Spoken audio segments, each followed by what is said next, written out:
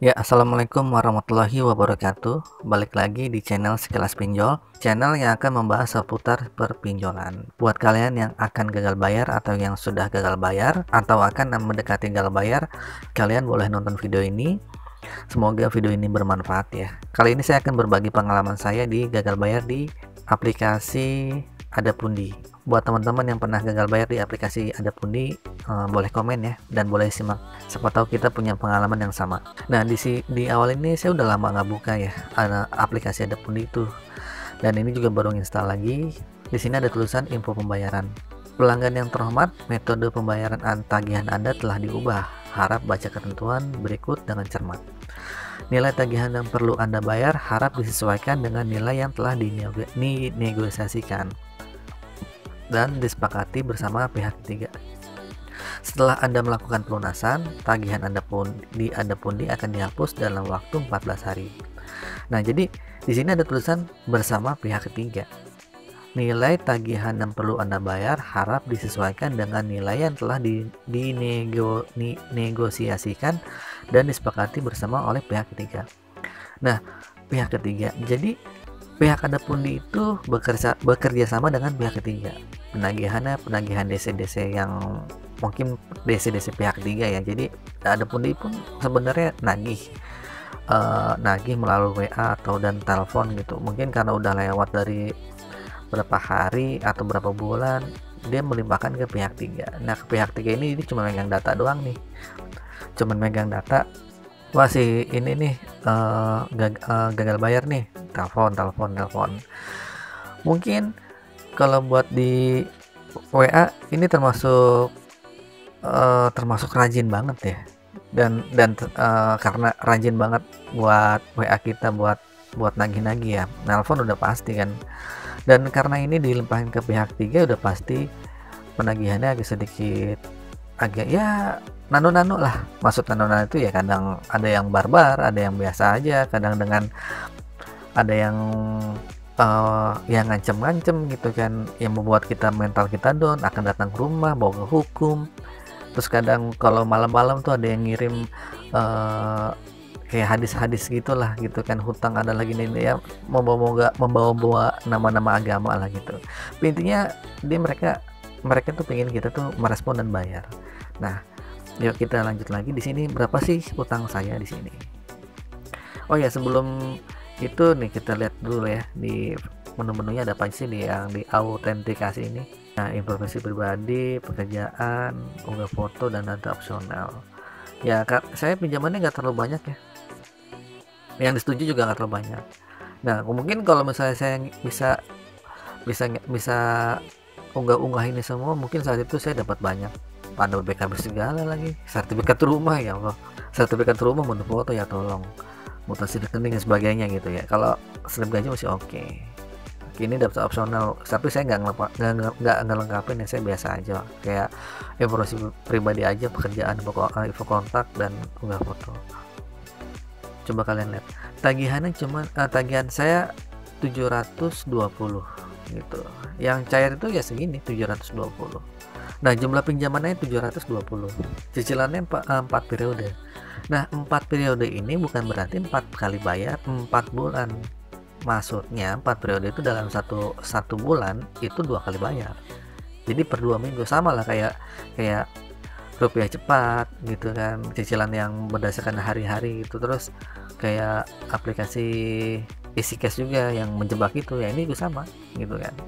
Nah, ini segini per bulannya, kita buka ya cicilan pertama ya. Pokok pinjamannya segini, bayar bunganya dan dendanya segini, dendanya 136. Oke, yang lainnya juga sama, kira-kira seperti itu, bunganya 136, semuanya dah pokoknya sama, cicilan keempat. Nah, terus Bang udah bayar berapa? Noh, saya belum bayar sama sekali. Saya minjem di awal, saya nggak bayar sama sekali. Ya, saat itu saya panik aja sih, saya punya tunggakan banyak, terus saya pengen cari pinjaman lain buat gaya lubang, malah dapat 700 gitu. Ya udahlah, nggak apa-apa, malah nggak bisa bayar. Nah, ini statusnya menunggak.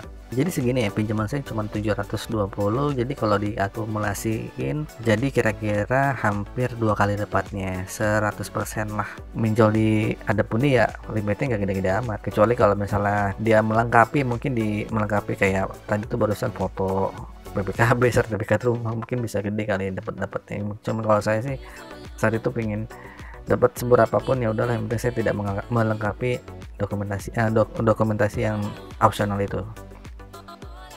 Terus pertanyaan lagi nih, pertanyaan yang sangat ditunggu kalian semua paling, Bang ada DC nggak? Untuk saat ini nggak. Untuk saat ini buat saya yang di Bogor saya nggak. Kalau di Jakarta ya nggak tahu juga nggak. Mungkin kalau hutangnya besar masih bisa kali ya disamperin. Tapi kalau ada pundi ini yang hutangnya kecil-kecil karena dia ngasihnya receh ya, gitu kan 700 atau berapa 500 mungkin cair gitu kan. Ya enggak lah gitu. Dan apakah diteror mulu? Iya diteror pasti. Diteror gitu kan, kayak misalnya di WO dia termasuk orang yang termasuk pinjol yang rajin banget buat nagih-nagih ya, diingetin dengan ya mungkin kalian pernah lah tidak, bukan diancam ya, kayak mereka tuh pengen menjatuhkan mental kita aja gitu, misalnya nanti akan dibawa ke jalur hukum, jalur perdata gini-gini, nanti akan datang ke rumah, nanti akan seperti ini gitu. Jadi gini teman-teman, yang namanya kita pinjaman online tanpa jaminan, ya jaminan kita ya udah jaminan kita ya data pribadi kita gitu kan. Terus apakah ini akan sebar data? Ada sejauh ini ada pun nggak sebar data, termasuk pinjam yang lunak ya, pinjaman yang agak sedikit nggak terlalu barbar banget ya gitu kan. Terus nggak sebar data dan nggak kenapa juga nggak ke luar kontak darurat gitu, nggak bakal dapat, nggak ke kontak darurat. Jadi buat teman-teman yang jangan usah khawatir gitu, ini nggak bakal dapat ke kontak darurat juga dan sebagainya gitu. Atau mungkin saya ada informasi teman-teman yang pernah galbah di Adapundi, yang pernah datangin DC atau pernah ditelepon-teleponin ya. Dan balik lagi, saya itu emang nggak pernah merespon tagihan-tagihan dari DC ya. Ada saya, kalau misalnya HP-nya keaktif ya saya reject gitu kan, atau saya nonaktifin gitu kan. Saya nggak pingin hari-hari saya tuh ditagih dengan DC gitu kan, pusing juga kan di DC mulu ya, kita punya utang salah gitu kan. Cuman kalau kita balik lagi kita ngomong saya belum ada duit, mereka tuh pengennya kita ada gitu, mereka jual dulu yang ada, jual ini ya, saya bilang ya bang, saya gali lubang tutup lubang, wah dia nggak bakal menghiraukan gitu.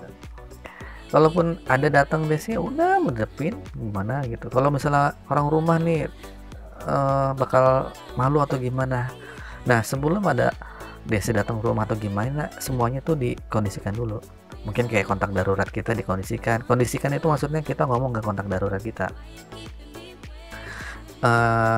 kamu udah jadiin kontak darurat saya, nanti kalau telepon begini ya, pokoknya dibikin enak aja dah gitu, tolong ya gitu, bilang aja nggak kenal, bilang aja orang yang udah pindah atau gimana, atau bilang aja iya gitu.